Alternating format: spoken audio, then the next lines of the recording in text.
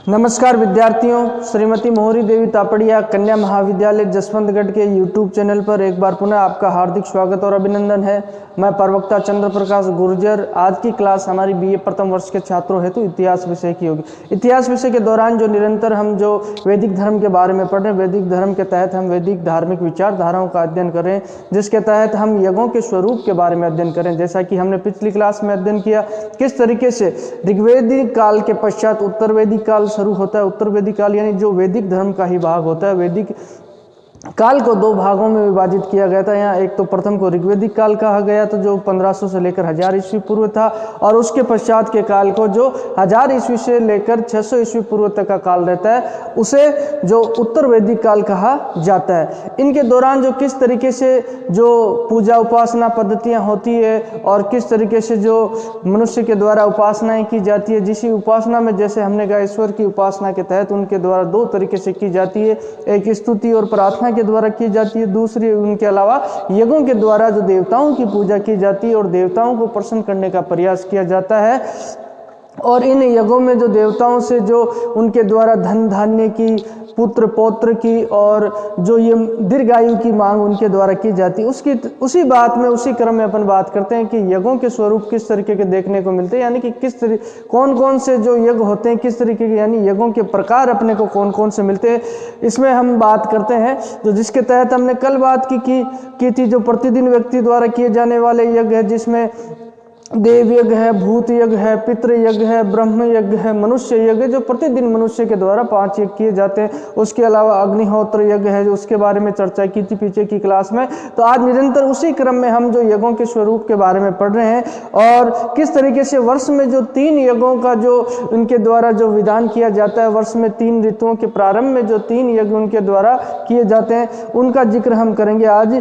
यानी किस तरीके के कौन कौन, जैसा कि हमने बताया कि उत्तर वैदिक काल के में आते आते जो धर्म और कर्मकांड काफ़ी बढ़ चुका था, जिसमें धर्म में काफ़ी जटिलता आ चुकी थी। पहले तो धर्म सरल और साधारण था, लेकिन यहाँ जो उत्तर वैदिक काल में जो है इसके लिए जो यज्ञों के लिए इसका स्वरूप बदल जाता है। इसके लिए अलग पुरोहितों की नियुक्ति, ब्राह्मणों की नियुक्ति की जाती है और किस तरीके से ब्राह्मणों के द्वारा जो इस पे एकाधिकार कर लिया जाता है। और फिर इसी को आगे जाकर जो हम अगला चैप्टर पढ़ेंगे, जिसके तहत जैन और बौद्ध धर्म का उदय होता है, उसके तहत इसको जो अत्यधिक जटिलता के कारण जो कर्मकांडों की जटिलता हो जाती है और आडंबर जो यहाँ देखने को मिलता है धर्म के तहत, और उसी के तहत ये एक आंदोलन होता है, धर्म सुधार आंदोलन ही माना जाए, जिसके तहत इसको चुनौती दी जाती है वैदिक धर्म।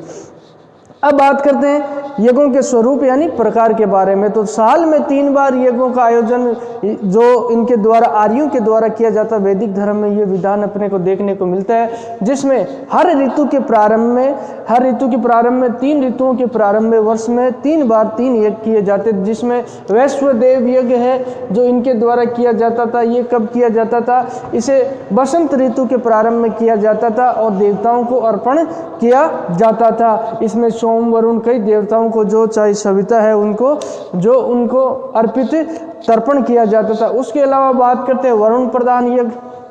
वरुण, जैसे मैंने देवताओं के वर्ग में भी बताया था आपको कि देवताओं में जो वरुण इनका प्रमुख देवता रहता है। उसके अलावा बात करते तो इस वरुण प्रधान यज्ञ को कब किया जाता? जब वर्षा ऋतु प्रारंभ होती थी, और वर्षा ऋतु के प्रारंभ में इस वरुण प्रधान यज्ञ का आयोजन इनके द्वारा आर्यों के द्वारा वैदिक धर्म में किया जाता था।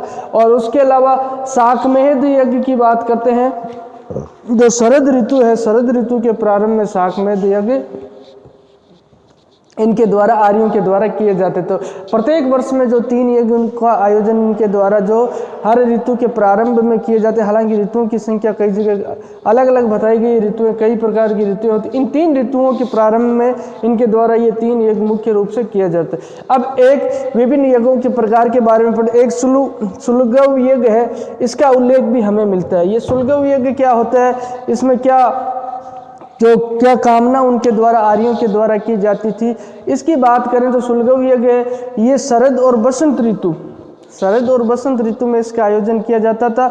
और इसमें जो धन धान्य की कामना उनके द्वारा की जाती थी, पशुधन की मांग उनके द्वारा की जाती थी कि क्योंकि वैदिक काल में जैसा कि आप भी कई जगह सुनते हो कि पूंजी के रूप में जो गायों का ही प्रयोग किया जाता था और पूंजी के रूप में जो साग के रूप में जो पशुधन का प्रयोग किया जाता, इसलिए पशुधन, अत्यधिक पशुधन, जिसके पास जितना पशुधन होता था वह उतना ही धनवान माना जाता था। तो इसलिए इस यज्ञ का आयोजन करते हुए पशुधन की वृद्धि की जो मांग उनके द्वारा अपने देवताओं से की जाती थी।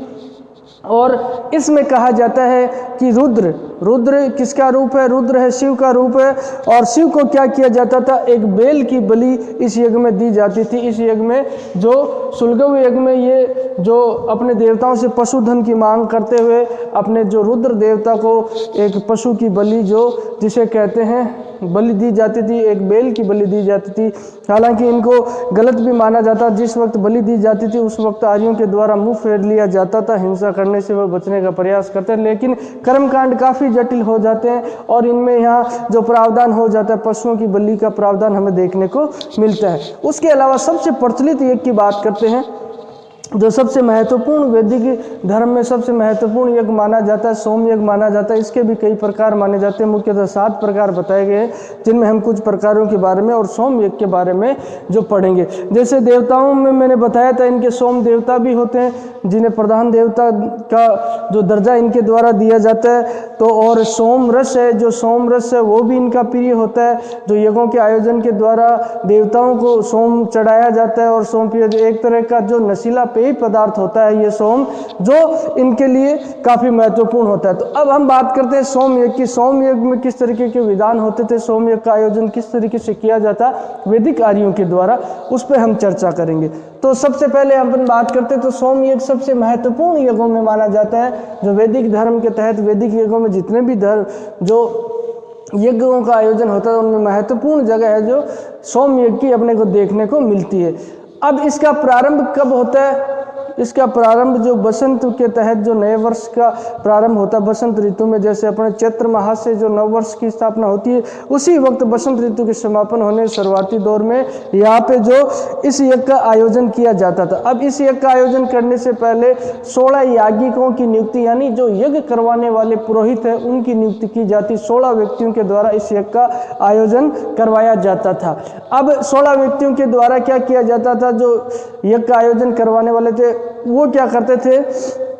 जो यज्ञ करवाने वाले जो यजमान और उसकी पत्नी है, उनको सबसे पहले दीक्षित करते थे, उनको प्रशिक्षण देते थे किस तरीके के जो यज्ञ में जो किस तरीके से यज्ञ का आयोजन किया जाएगा, कौन से मंत्रोच्चारण किए जाएंगे और किस तरीके के परिधान पहने जाएंगे, ये उन्हें पहले प्रशिक्षण दिया जाता था। किनके द्वारा? जो 16 व्यक्ति पहले नियुक्त हो चुके, जिनके द्वारा जो ये यज्ञ करवाया जाएगा, तो उनको ये जो प्रशिक्षण दे देते हैं। उसके पश्चात क्या करते हैं? इस यज्ञ की शुरुआत करने से पहले जो सोम की लकड़ी मानी जाती है, सोम की लकड़ी को जो एक गाड़ी के अंदर डालकर लाया जाता है पहले दिन की बात करें तो, और सोम की बूटी को खरीद कर इनके द्वारा लाया जाता है। उसके पश्चात यज्ञ की शुरुआत की जाती है। पहले दिन की बात करें तो सिर्फ केवल और केवल दूध की आहुति अग्नि को दी जाती है। जो वेदिका की जो मैंने जो यज्ञ वेदी आपको बताई, यज्ञ वेदियों के कई प्रकार होते, चौकोर यज्ञ वेदी थी, गोल यज्ञ वेदी थी, अर्धवर्त यानी आदि गोल अर्ध जो वेदी है उसका भी जिक्र किया। तो उन वेदियों में क्या किया जाता था? प्रथम दिन दूध की आहुति सिर्फ और सिर्फ जो अग्नि को दूध की आहुति इनके द्वारा दी जाती थी। ये बूटी खरीद कर लिए हैं। उसके पश्चात दूसरे दिन की बात करें तो दूसरे दिन क्या किया जाता? पहले दिन दूध की आहुति देकर मंत्रोच्चारण इन ये जो याज्ञिकों के द्वारा जो पुरोहित जो यज्ञ का आयोजन करवाएंगे उनके द्वारा मंत्रोच्चारण करते हुए प्रथम दिन यज्ञ का आयोजन किया। दूसरे दिन की बात करें तो दूध और सोम, जो सोम की बूटी वो लेकर आए थे, सोम की बूटी को जो सिलबट पे पीसा जाता है और उसमें दूध को मिलाया जाता है और इन दोनों की आहुति एक साथ दी जाती है। तो दूसरे दिन का ये कार्यक्रम रहता है इनका, पुरोहितों का, ब्राह्मणों का, यजमान के साथ जो ये दूध और सोम की आहुति यहाँ देवताओं को भेंट करते हैं। देवताओं को जो वस्तुएं, जो जैसा कि मैंने पहले भी बताया, देवताओं तो जो देवताओं का मुख अग्नि को माना गया है और जो भी वस्तु देवताओं को अर्पित करनी है, अर्पण करनी है, वहाँ तक उन तक पहुंचानी, उसे उस यज्ञ वेदिका में अग्नि में डाल दिया जाता है। तो ये देवताओं तक अपनी भेंट पहुंचाते हैं। अब तीसरे दिन की बात करते हैं। सोम यज्ञ के तहत तीसरे दिन क्या होता है? तीसरे दिन है जो तीसरे दिन इस यज्ञ का जो समापन देखने को मिलता है। और उससे पहले कहते हैं 3 बार सोम, जो सोम रस जो मैंने बताया आपको, ये पेय पदार्थ होता है, नशीला पेय पदार्थ होता है। तो इस नए नशीले पेय पदार्थ का दिन में 3 बार जो श्रवण यानी पान किया जाता है उसको पिया जाता है। सोम यज्ञ के तहत 3 बार सोम रस को पिया जाता है प्रतिदिन। और तीसरे दिन जो समापन करने से पहले क्या किया जाता है, जो अग्नि और सोम होता है उसे एक बकरे की बलि दी जाती है। हालांकि ये बकरे की बलि का जो आयोजन यहाँ देखने मिलता है, लेकिन फिर भी इसे जीव हत्या को वैदिक धर्म में गलत माना जाता था। और उससे पहले जो बकरे की बलि देते वक्त मुंह फेर लिया जाता था, जीव हत्या को गलत मानते हुए। तो तीसरे दिन जो बकरे की बलि दी जाती है और यजमान के द्वारा, यानी यजमान कौन है, जो यज्ञ का आयोजन करवा रहा है, यजमान के द्वारा अवभृत स्नान, एक ये अवभृत नामक स्नान होता है, ये याज्ञिकों के द्वारा इसे, जो पुरोहितों के द्वारा इसे करवाया जाता है और उसके पश्चात यज्ञ को समाप्त कर दिया जाता है। तो इस तरीके से सोम यज्ञ का आयोजन किया जाता है। उसके पश्चात सोम यज्ञ के कई प्रकार बताए गए, जिनमें से 7 प्रकार बताएंगे। मुख्य प्रकारों की बात करें तो वाजपेयी यज्ञ होता है, ये जो बात करते हैं राजा के द्वारा जो अपने परिवारजनों के साथ में रथ दौड़ की जाती है और प्रतीक के रूप में, जो सिंबॉलिक प्रतीक के रूप में राजा के रथ को अन्य रथों से आगे रखा जाता है। और ये शक्ति प्राप्ति हेतु जो शासक के द्वारा, राजा के द्वारा किया जाता है। और इसमें सिंबॉलिक रूप से जो चाल भी राजा के द्वारा चली जाती है। उसके अलावा राजसूय यज्ञ, अश्वमेध यज्ञ, इन यज्ञों का आयोजन भी जो राजाओं शासकों के द्वारा ही किया जाता था, जिसके तहत उनके द्वारा यहाँ बलि का प्रचलन भी देखने को मिलता है। जिस तरीके से अश्वमेध की बात करते हैं तो यहाँ लास्ट में जो घोड़े की बलि, पहले भी जो हमने जिक्र किया था, बलि यहाँ देखने को मिलती है। तो ये मुख्य जो यज्ञों का आयोजन उस वक्त वैदिक धर्म में देखने को मिलता है।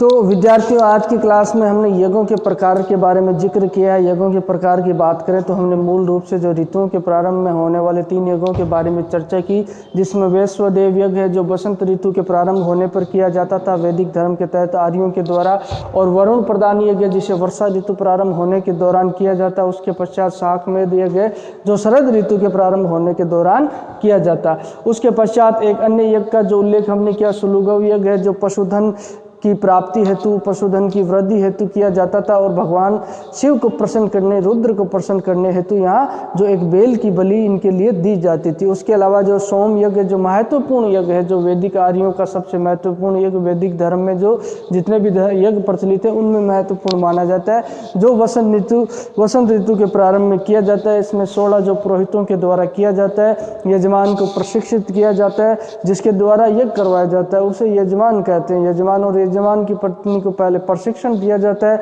उसके पश्चात जो सोम की बूटी है उसको खरीद कर लाया जाता है गाड़ी में डालकर। उसके पश्चात बात करते हैं तो पहले दिन जो दूध की आहुति अग्नि में दी जाती है वेदिका में, उसके पश्चात दूसरे दिन दूध और सोम की जो यहाँ आहुति दी जाती है, अपने देवताओं तक भेंट पहुँचाने का प्रयास किया जाता है। और दिन में 3 बार जो सोम रस का पान भी इनके द्वारा किया जाता है। उसके अलावा तीसरे दिन है जो सोम और अग्नि को जो बकरे की बलि दे दी जाती है, बकरे की भेंट यहाँ दी जाती है। उसके पश्चात जो अवभृत यज्ञ जो स्नान करते हुए यजमान के द्वारा इस यज्ञ को समापन कर दिया जाता है। उसके अलावा सोम यज्ञ के 7 प्रकार बने, जिनमें मुख्यतः वाजपेयी यज्ञ, ये शासक के द्वारा, राजाओं के द्वारा इसका आयोजन किया जाता है, जिसमें रथ दौड़ का आयोजन भी होता था।